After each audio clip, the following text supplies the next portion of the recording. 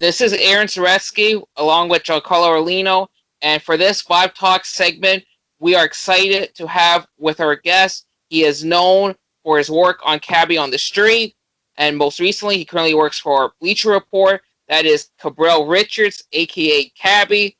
How are you, and how are you doing this pandemic? Thank you for asking. It's good to be joined by you guys. How am I doing? I've gained some weight, which is terrible. A lot of people are working out at home.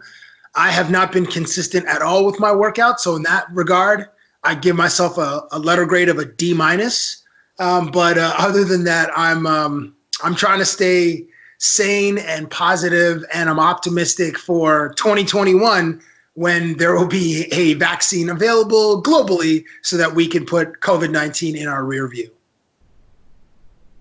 Wonderful.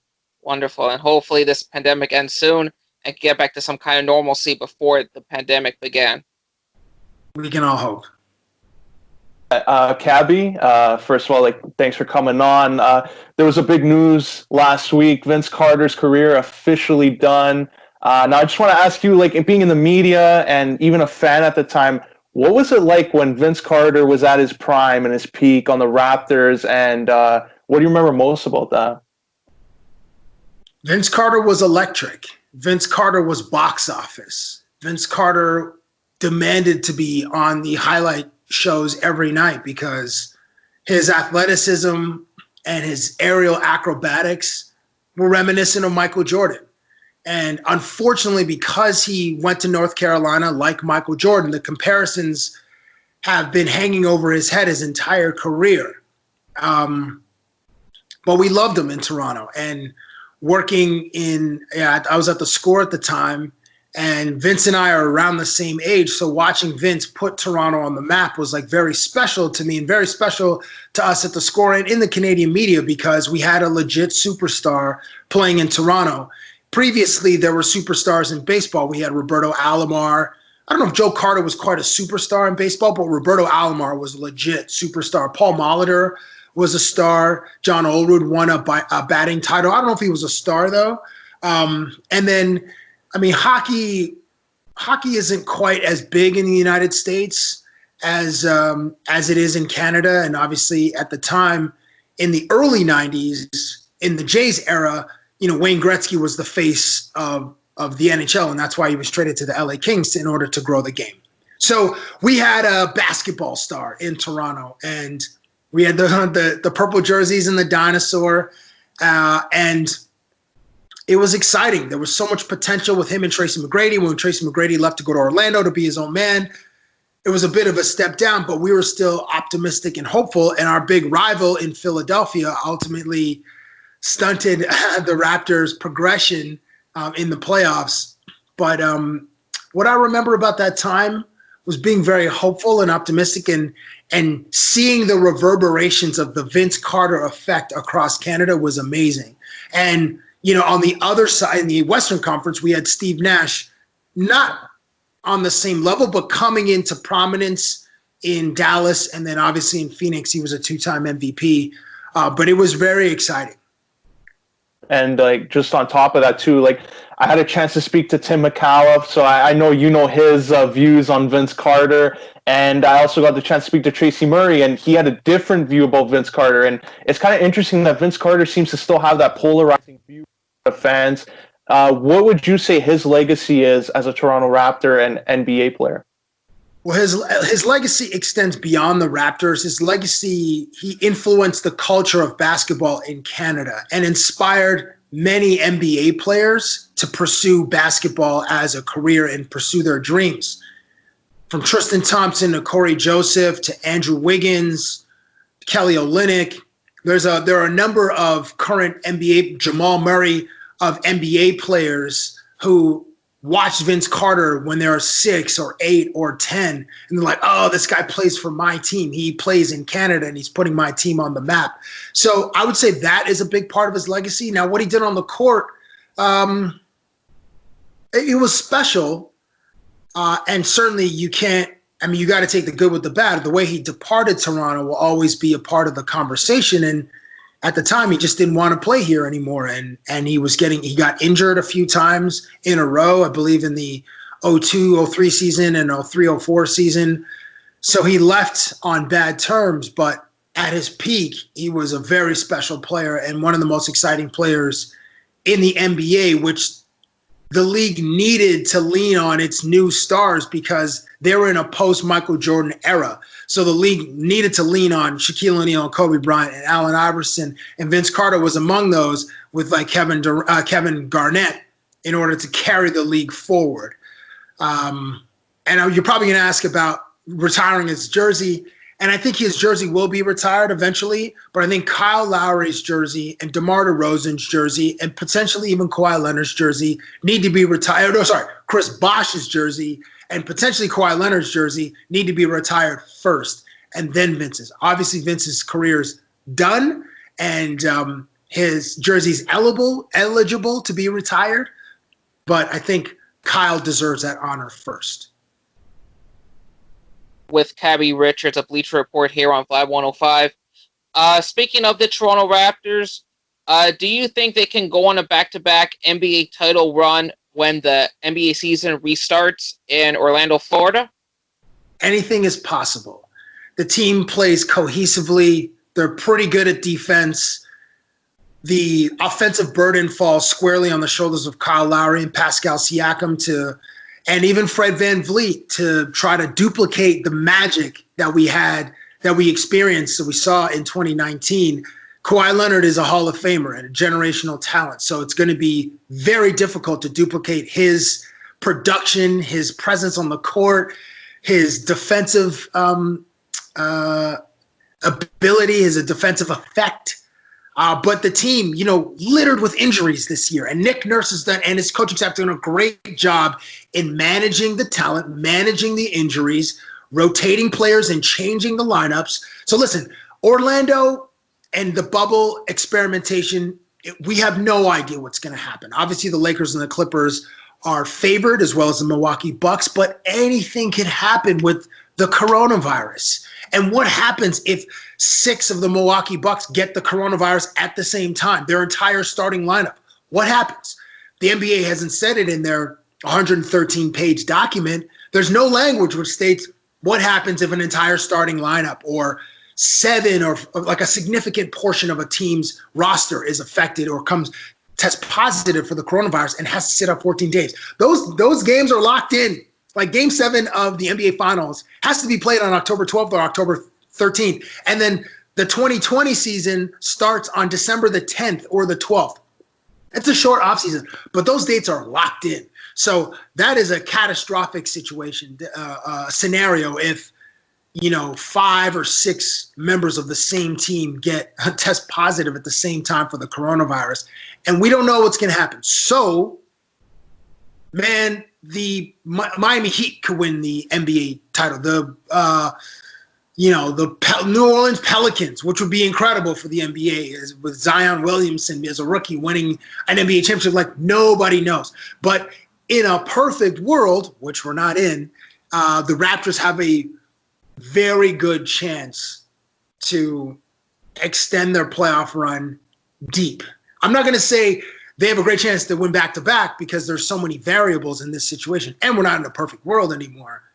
But the way cohesively they played, I believe they're a top 10 defense. Offense is like middle of the road, but they have the familiarity of the system. Their players are meshing well, and they have a giant chip on their shoulder, again, because no one gives them any respect. And no one thinks that they're going to repeat except the 15 guys on that team who are the most important people to believe that they can repeat. I'm sorry that didn't answer your question directly. I kind of meandered a bit, but I'm cautiously optimistic for a deep Toronto Raptors playoff run. And the Raptors, they can be looked at as a dark horse. And, last year they were like a dark horse too, and they had, so much success. They won the NBA championship. And you mentioned like teams like Miami, New Orleans, they could try and maybe make some noise, see what happens. But what other dark horses do you see can make a run during the NBA playoffs? Well, New Orleans has the easiest schedule. Who else can make a deep run? Who knows what Philadelphia is going to be? They still have 3 legit stars or 2 stars and a legit player in Tobias Harris, the 2 stars, Joel Embiid and Ben Simmons. Boston has great chemistry. They're playing very well. I don't know, man. It is that because the virus spreads, it is so contagious. And being in a bubble, if one person gets it, maybe the virus spreads more rapidly because everybody's insulated in this bubble, or maybe they're shielded from the outside world. But, are the Disney employees going to be tested every day? I think the media is going to be tested every day, not just temperature checks, but actual swabs. I've gotten a coronavirus test twice, and I've got the throat swab, not the nasal swab, which is the most uncomfortable, but I got the throat swab and got my results back in a day. I'm sure the private testing facilities or whatever company administers this test will be able to get the results faster because they're paid to do so. But it is so. And listen, these guys are superhumans. They're at the peak of athletic performance. And another variable, so they can potentially recover better than, say, the elderly or very young children. We are seeing the coronavirus affect people who are in their 20s, but since these guys are superhumans, maybe they recover at the recovery rate I think is about 95%. Maybe they recover at 100%. But we don't know what it's going to do to their lung capacity. And obviously, basketball is a cardiovascular sport. Guys are running constantly in motion. We don't know the long-term effects of how it's going to scar the lungs. Rudy Gobert, I think, hasn't had his smell return. That's the one of the one of the 5 senses that you can afford to lose. Right. Anyway, but I lost my train of thought. The other variable is injuries. Since these guys have had basically a 4-month layoff, doing some workouts from home, we don't know what the rate of injuries will be as they resume at full speed, full contact. They're playing 8 games, and then they're going right into playoff mode, which is the pace generally slows down. But this is a full contact sport for 48 minutes. So we don't know, guys might twist an ankle, jam a finger. When the Raptors went on their playoff run, 3 dudes had busted thumbs. Kyle Lowry, Fred VanVleet, and Danny Green all had busted thumbs, like thumb tape, and they were our shooters. I'm saying our because I'm from Toronto, and as are you guys. So I have a little bit of ownership emotionally in the team.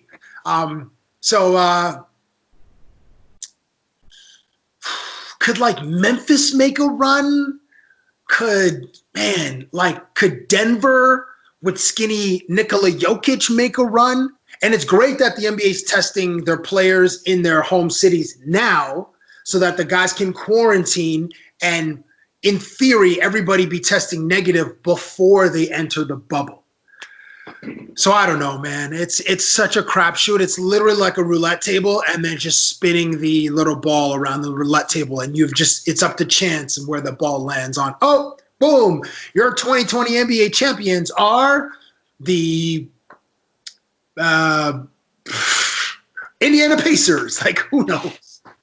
Right, because health is always an important factor every season for teams to go on a deep playoff run, and health will be even more of an important factor than any other season given this pandemic. And it's interesting because the amount of cases of NBA players is going up.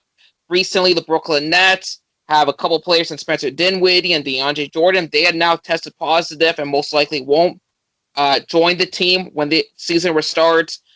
Kyrie Irving, for understandable and different reasons, he most likely won't be joining Brooklyn. So a team like Brooklyn, the team that the Raptors would currently face in the playoffs if the season ended right now, and it's Brooklyn, they might not even be able to have a competitive team. In fact, if they do make the playoffs.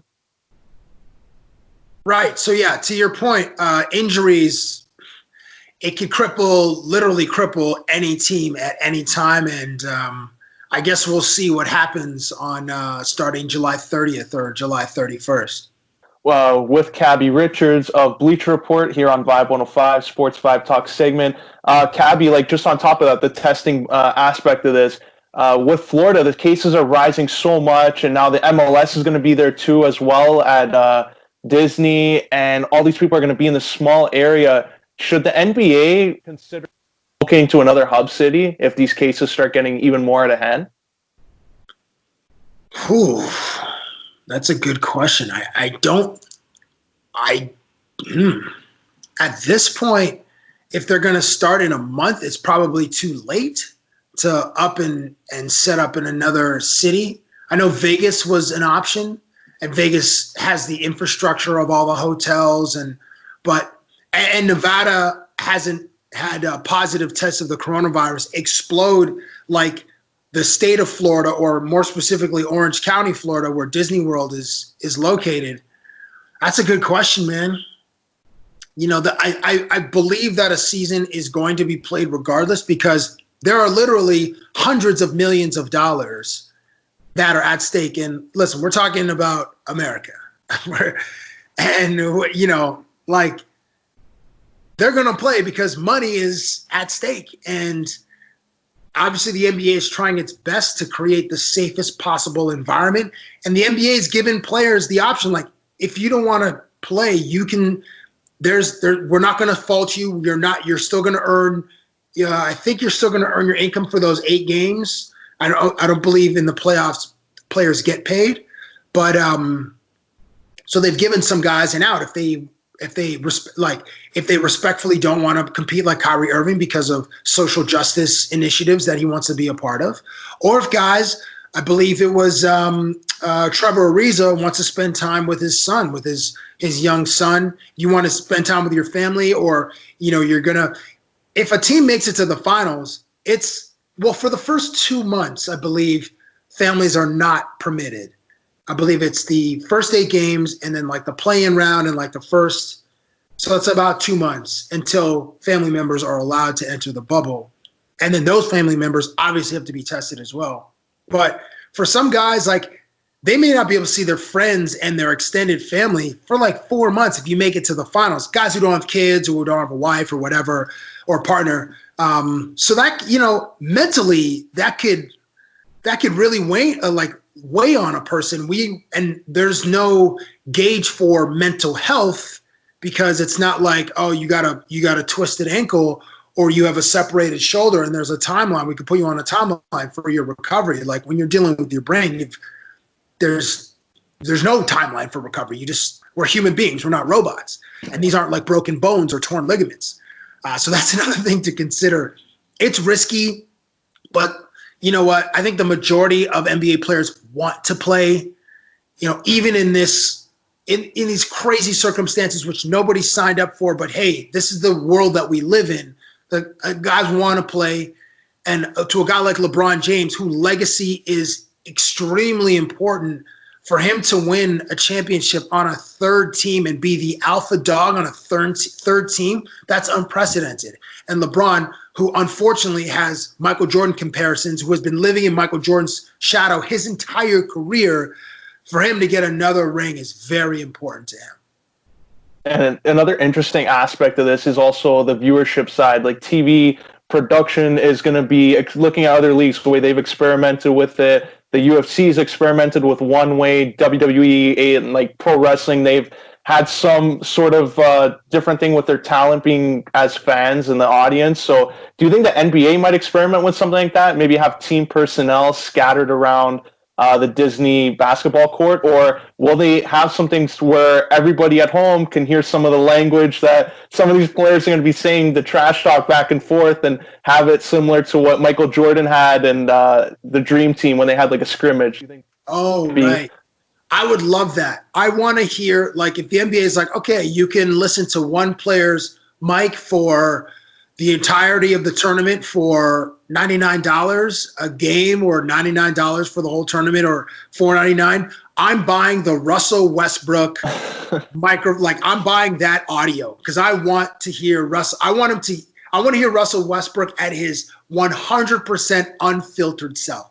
They're going to pump crowd noise into the arenas to kind of fill the space a little bit. So that might mute some of the dialogue that we'll hear amongst the players, which would be incredible to hear, because as we saw with UFC, when Daniel Cormier is speaking like during the round breaks, and he's talking about what the fighter should do for the next round, like strategically, and fighters can hear Cormier give them like critique them and give them advice, and then they apply that advice to then win the fight. Like that's incredible, and maybe we'll see some of those adjustments in basketball. As far as team personnel sitting in the stands, I believe that was also in the 113-page report, where they would sit.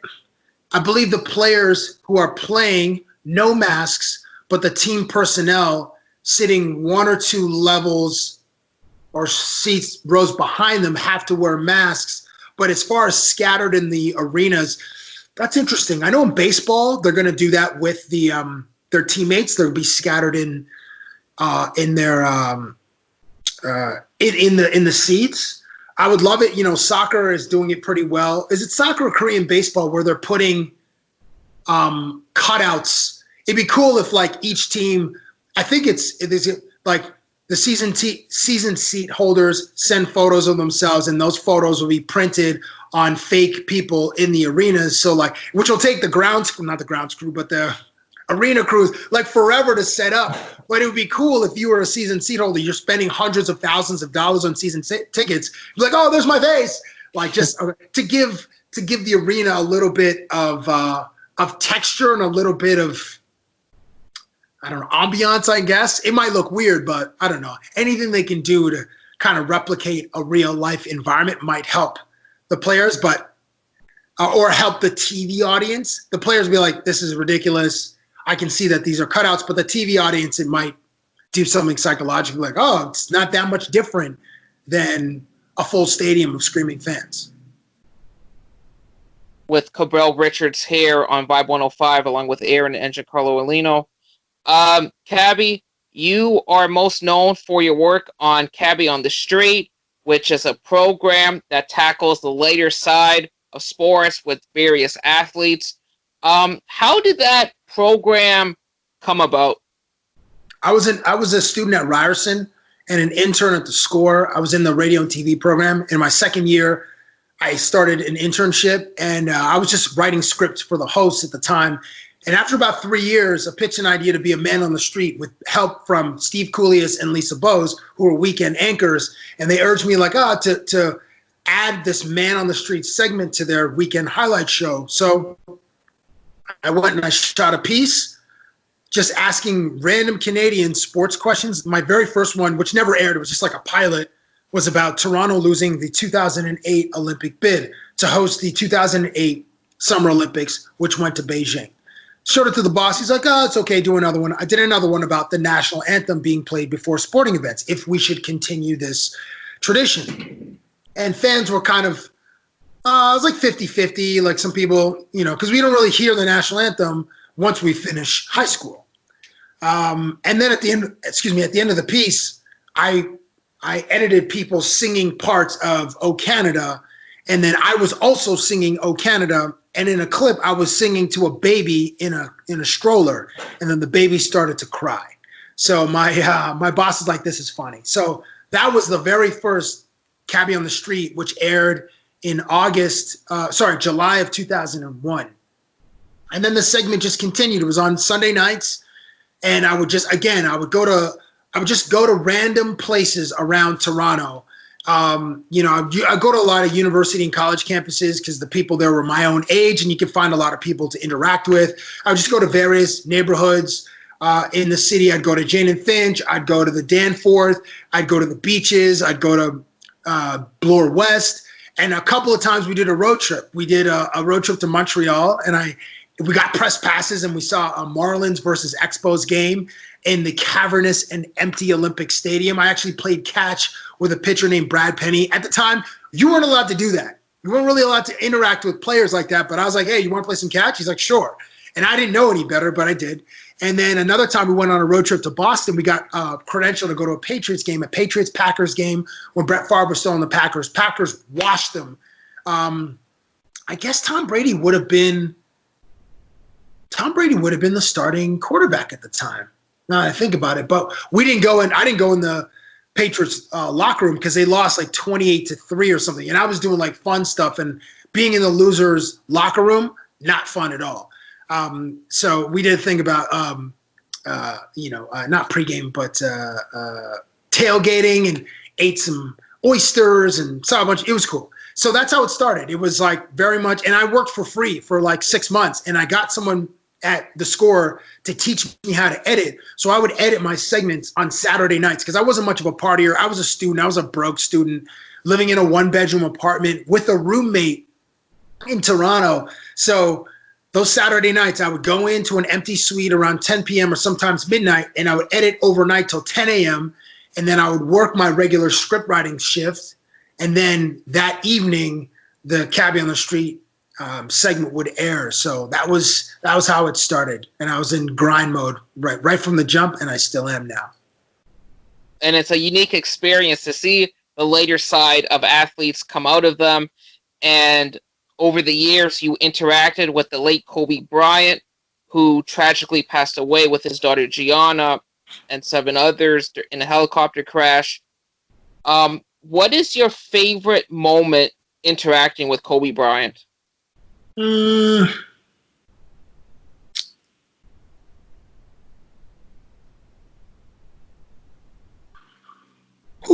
Favorite moment.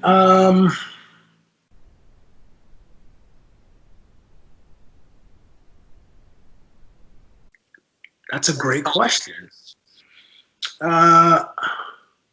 Most of the time, it was anytime I tried to hug him, he would immediately kind of go into a defensive stance. And then by the end of the interview, I could like hug him chest to chest versus just like a dap. That was always fun. And then,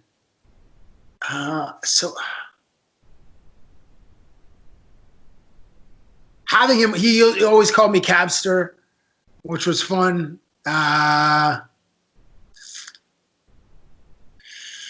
Trying to make him laugh was always, it was hard to do, but I succeeded a few times.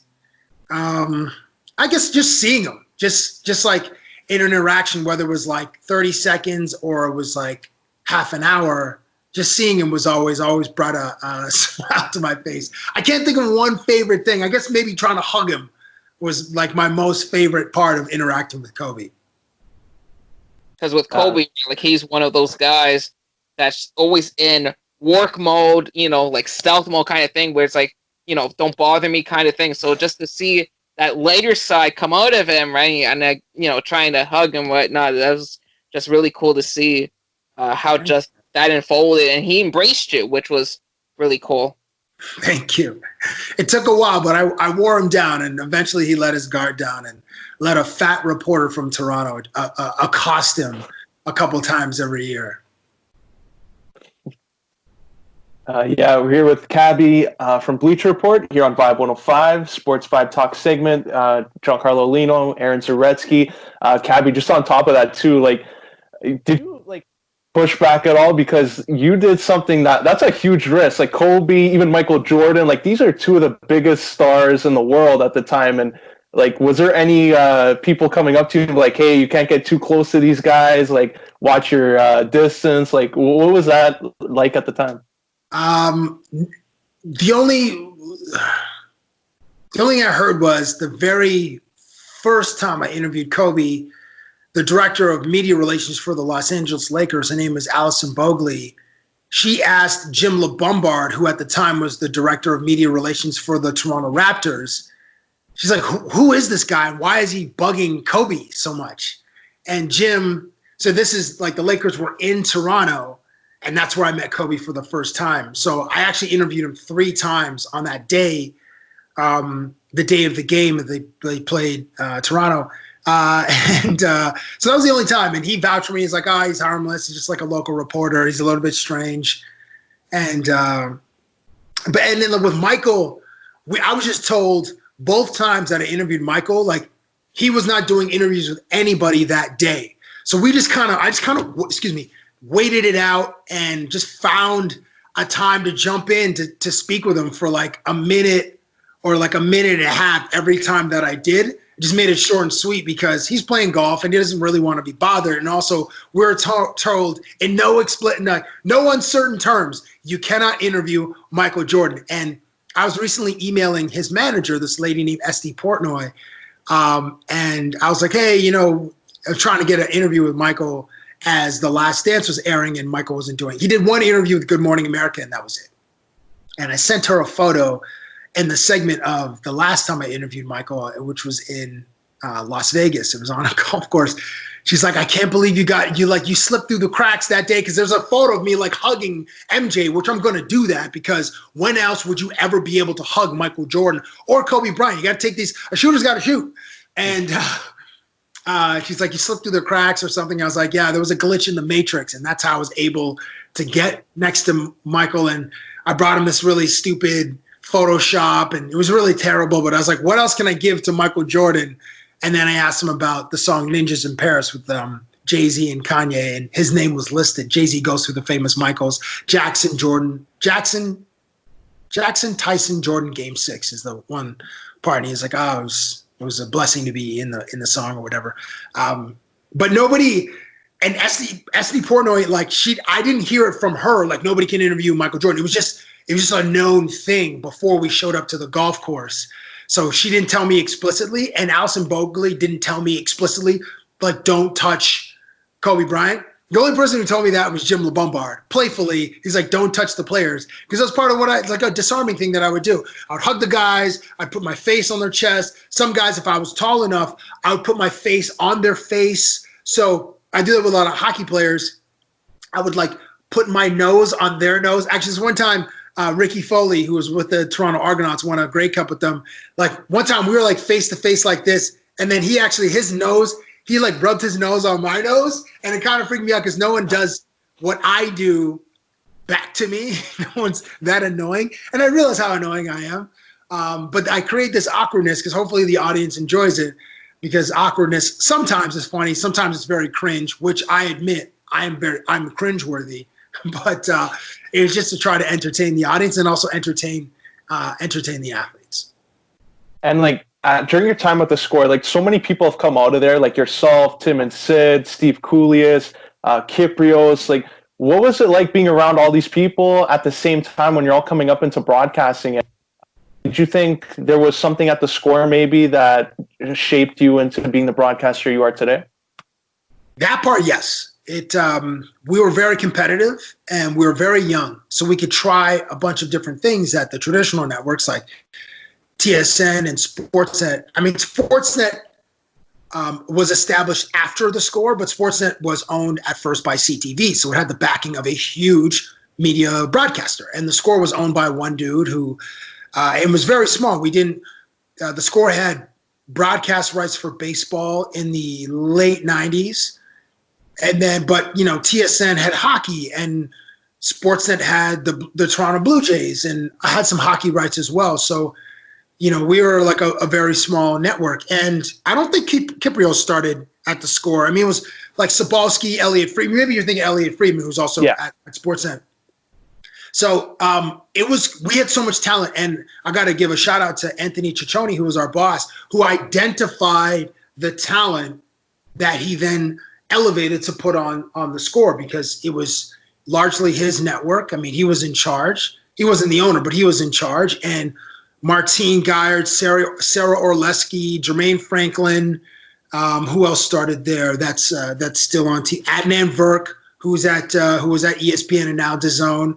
We had a lot of talent, but it was a great community because we were like the underdog, and we had a little chip on our shoulder because we weren't, theScore would rarely get written. There was a Toronto Star writer who was like a media writer. His name was Chris Zelkovich, and he would write about the media, and we would never get recognized. Like, we would never get mentioned in, like, that week's broadcast of, some racing event or a hockey broadcast or blah, blah, and they would have a thing at the end called the good, the bad, and the ugly. And the only times we would show up is in like the ugly. It would be somebody's nickname for a player or some glitch in the broadcast or something like that. Or maybe we would show up in the bad, but it was never the good. We're never getting complimented by Chris Zelkovich until I got a story written by him when I went to Sportsnet. I was working on a baseball show called J Zone, and that's the only time I got like recognized. I got like a nice little write up in the Toronto Star, and I was posing with Torrey Hunter, and it was amazing. But at theScore, we had such a chip on our shoulder because no one in the traditional media took us seriously, but we established a passionate, diehard fan base who loved their information, loved their stats. Everybody was in fantasy, but also the audience loved that we didn't really take ourselves that seriously. And we were like the anti-TSM, which was very traditional, a bunch of older white dudes in suits. And we had a like younger, more vibrant and lighthearted announcers who had nicknames for guys, and I just our delivery and our execution was just a lot different than the traditional broadcasters of Sportsnet and TSN at the time. With Cabbie Richards here on Vibe 105, along with Aaron Zaretsky and Giancarlo Aulino. Cabbie, last fall you joined Bleacher Report. Can you talk about your current role with Bleacher Report? Of course. I work on the betting portfolio. So Bleacher Report has multiple portfolios. There's BR Kicks. There's BR Gridiron, which is their NFL channel. There's BR Football, which focuses on soccer. There's BR Gaming.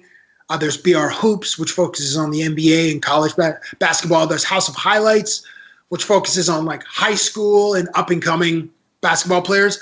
So betting, we're in Las Vegas. Our production office is at the Caesars Palace. We have a partnership with the Caesars Palace Casino, and we do betting content. We have an NFL betting show. My co-host is Kelly Stewart, who was like a sharp, who's considered a sharp. So she's very dialed in with the betting community there, and she makes a lot of money betting on college football games and NFL games because she's very informed. And we also do like this game show content where we're trying to do like lighter side of sports content and also in a game show format because there isn't really a game show in sports. People love game shows and they're on TV all the time and for, middle America. And we're trying to do our version, which caters to a younger audience, definitely has a betting component to it because all the games are like either over, under, or there's some kind of betting hook to it in order to produce stakes in the game, so people have something either to win or something to lose. So that's what I'm doing. We're about to enter year 2. This is year 1 of the operation as well. We just finished year 1, and year 2 is going to start up with the restart of Major League Baseball, or the start of Major League Baseball, restart of the NBA season, and then the start of college football and NFL football, whatever that looks like in September, August and September. So it's a bigger platform. Bleacher Report is a company that I've always looked at with professionally jealous eyes, because they would make content very quickly and they would always have content that reflected what was happening in sports in that exact moment. So Patrick Mahomes could do a no-look pass to, I don't know if it was Travis Kelce or some other tight end, and then like they would have that highlight on Instagram in like 4 minutes. And then 17 minutes later, they would have some graphic, some Photoshop with that highlight. I'm like, how do these guys move so quickly? Like what it could be Damian Lillard hitting, Logo Lillard from half court, hitting some buzzer beater. And then, as he's touching his wrist, there would be, I don't know, like a clock graphic, or like, I was just so impressed at how fast they could respond to moments in the culture, and then what they could do with those moments to put their spin on how incredible a performance was or how improbable a moment was. And I was like, oh man, I wish we had that kind of workforce at TSN. I wish we could respond to those moments like Bleacher Report does. So when the opportunity came up to go work for Bleacher, I was like, it's time to make the move. That's incredible and incredible stuff. And just before we wrap up things here, how can listeners follow you on social media? On Twitter, I'm at Cabbie, Cabbie, and on Instagram, I'm at @TheRealCabbie. And Bleacher Report Betting, BR_betting on Instagram or Twitter. It's the same handle. That's where you'll find all of our betting content. Wonderful, terrific. And so thank you, Cabbie, so much for taking some time man. out of your busy schedule to join us here on Vibe 105. Take care, stay safe. Thank you. All the best, and hopefully we can do this sometime down the road. Sounds good, fellas. You guys stay safe as well. And lastly, go Raptors. And now back to your Vibe 105.